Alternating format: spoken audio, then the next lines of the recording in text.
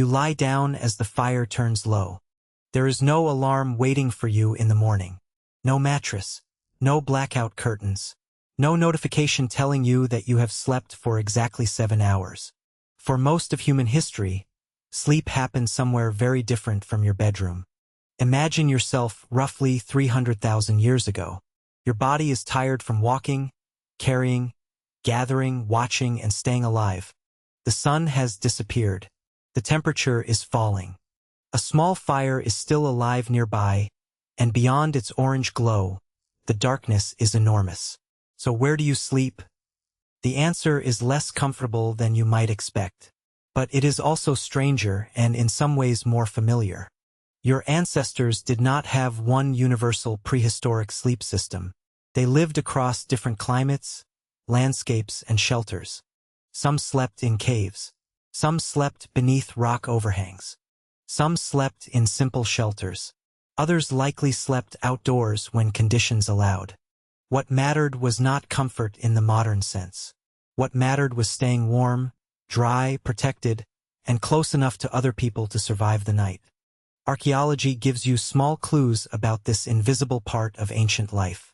At Wonderwork Cave in South Africa, evidence shows that humans were repeatedly using fire inside a cave more than 1 million years ago. That does not give you a prehistoric bedtime schedule, but it tells you something important. Fire could transform a dark, dangerous place into a usable living space.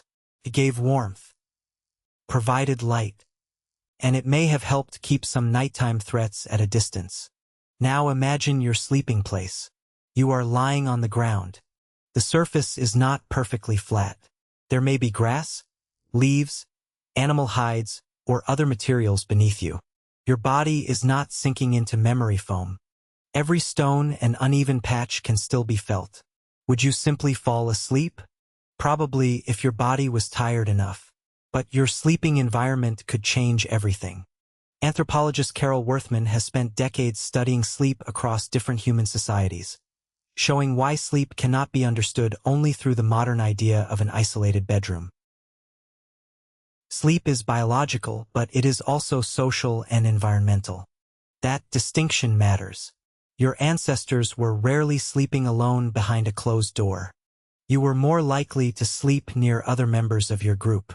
Someone else might be awake. A child might move. A fire might crack. An animal might call somewhere beyond the shelter. The night was not silent. It was a shared environment, and that changes the meaning of waking up. Today, if you wake at 2:17 in the morning, you may immediately check the time. You may look at your phone. You may wonder whether you are getting enough sleep.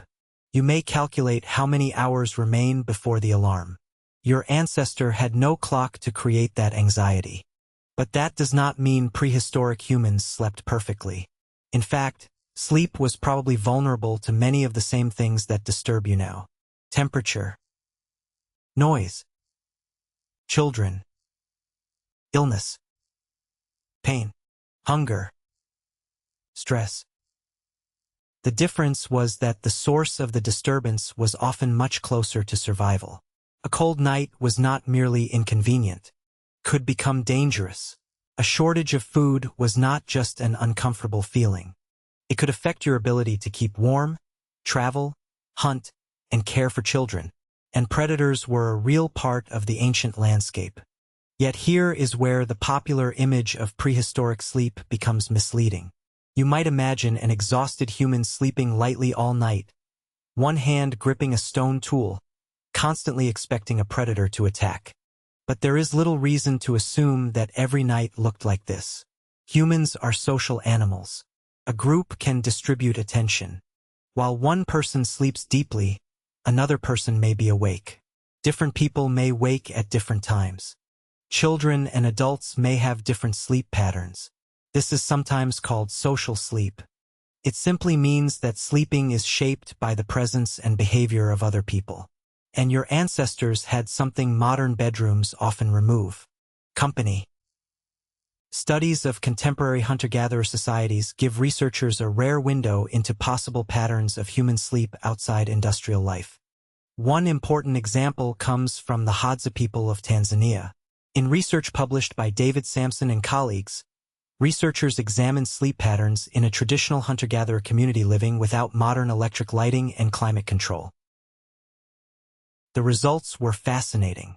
Sleep timing was not identical from person to person. People did not necessarily all fall asleep at exactly the same moment. They also did not all wake at exactly the same moment. Someone was often awake. Think about what that means. A small group goes to sleep. One person turns over. Another wakes briefly. A child makes a sound. Someone tends the fire. Another person gets up before dawn. The sleeping group is never completely switched off. That may have provided a form of natural protection. It also reveals something important about your own sleep.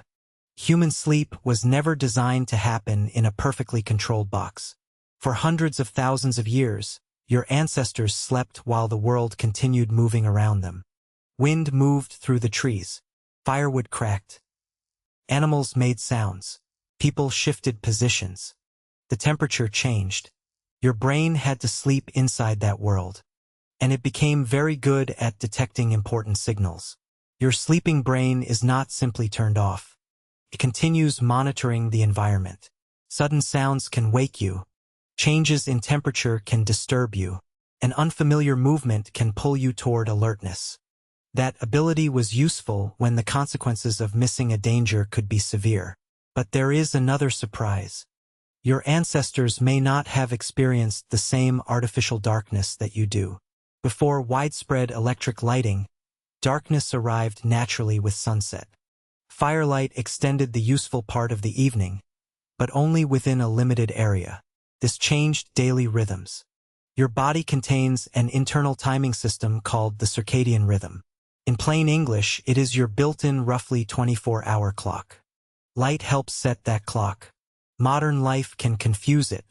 Bright screens, ceiling lights, street lights, televisions, late-night work. Your ancestors had none of these. Their environment was darker after sunset. That does not mean they automatically slept longer. It does not mean prehistoric people always went to bed immediately after sunset. And it certainly does not mean ancient sleep was perfect. It means their sleep environment was fundamentally different.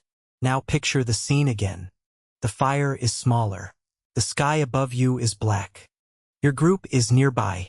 One person is still awake. A child is sleeping against an adult. Someone shifts a piece of hide beneath their body. You close your eyes. There is no notification. No blue light.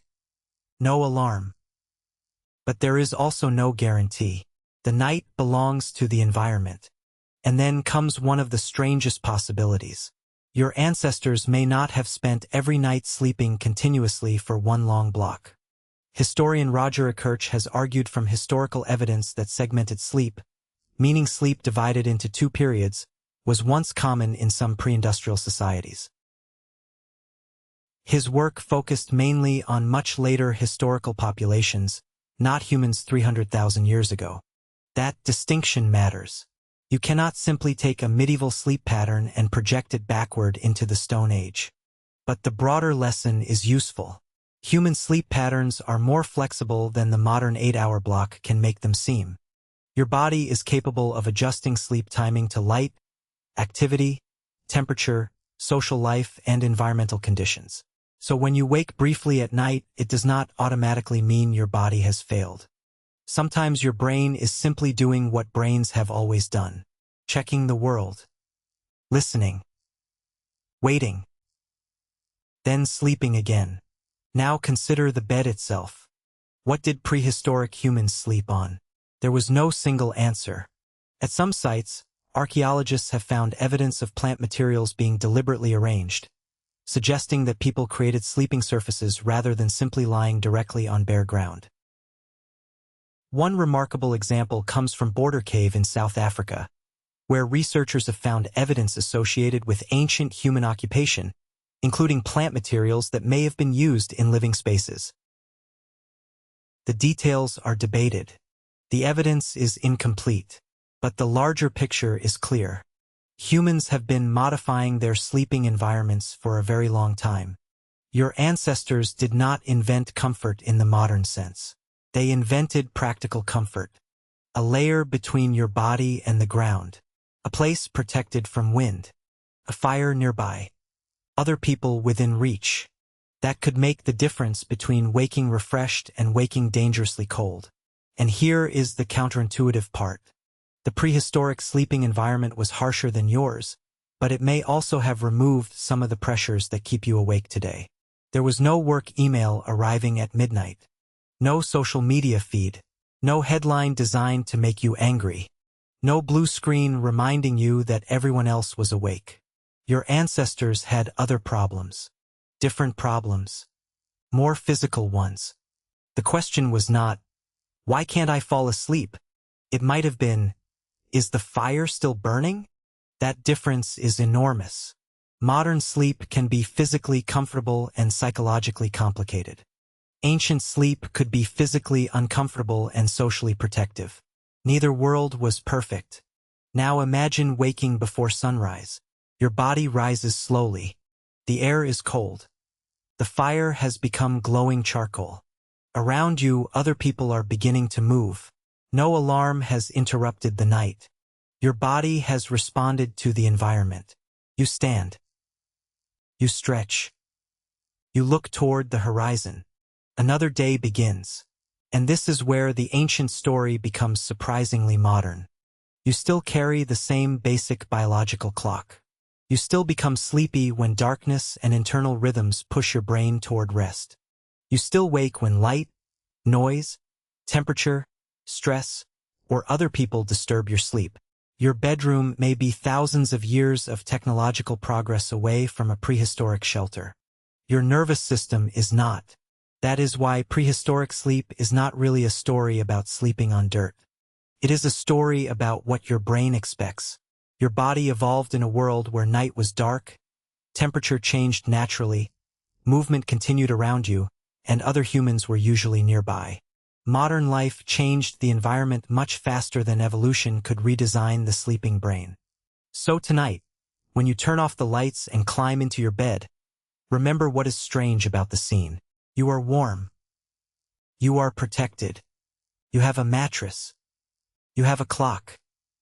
And yet your brain is still carrying an ancient piece of machinery. It listens.